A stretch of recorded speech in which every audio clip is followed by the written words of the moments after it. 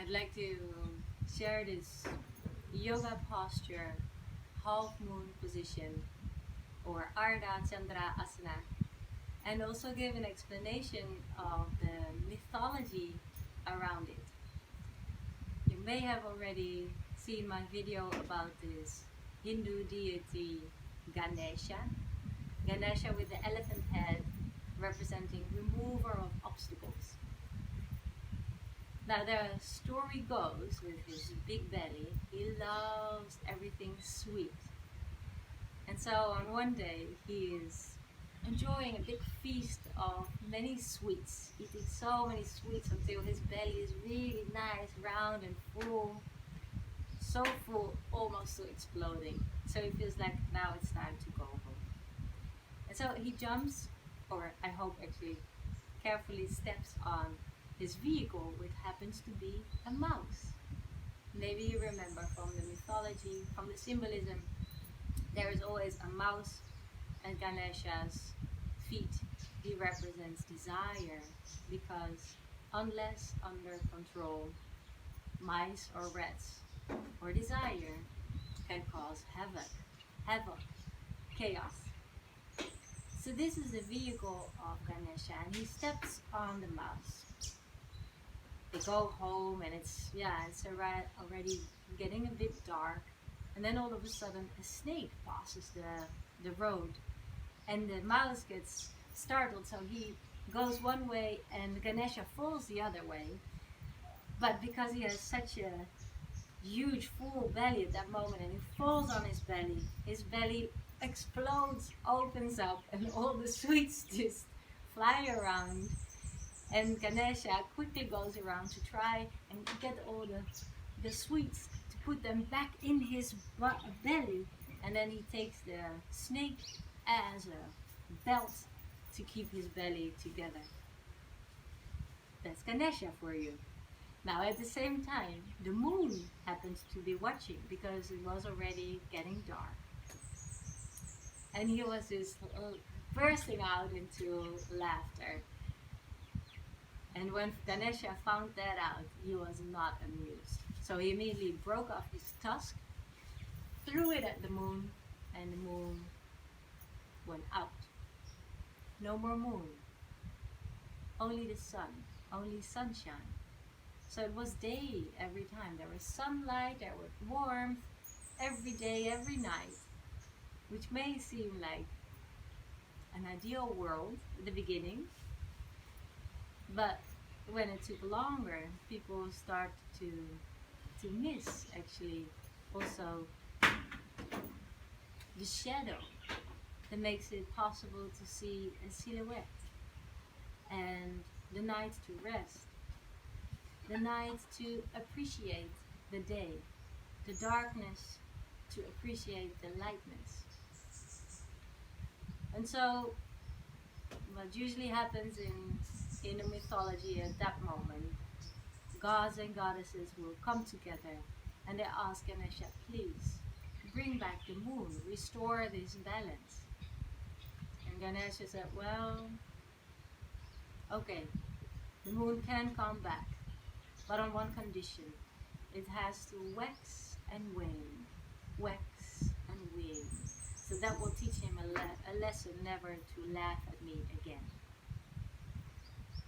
Now this story, I tell it in the way that I read it in this book, The Myths of the Asanas. You can read in the comment to the book, and it has many references to yoga postures that we know, and what the explanation and the mythology behind it is. So Ganesha may thought that he taught the moon a lesson here, but we can draw also the moral of the story to appreciate the good and the bad, the light and the darkness. The darkness is actually what makes us appreciate the light even more. So half moon is a balance and can be quite challenging also. I'd like to show you two variations with the help of a wall. You will have to imagine this pillar to be longer as a wall. And you can practice this also with a block. So I place my mat like this, so you would imagine the wall to be here as well. And then you can take the block in front. And you first come for a warrior 2. With a warrior 2, your feet are not touching the wall because you need space for your buttocks also where the wall is. You come for a warrior 2, and then you take your left hand on the hip. You look forward, you go forward towards the block. And now at this moment I can take my hip, my buttocks against the wall. And here I'm placing one hand on the block, which I'm pressing away from to create space between the shoulders and the ears. My left hand on the hip, and then I can have a look. Yeah, I think the foot is in line with the hip. It can come a bit higher as well if that's more in line with the spine. But you're here against the wall, so you can use this hand on your hip to lift the hip up and bring it even more to the wall. It's quite up a stretch for the glutes. And then from there, maybe you extend your arm up as well.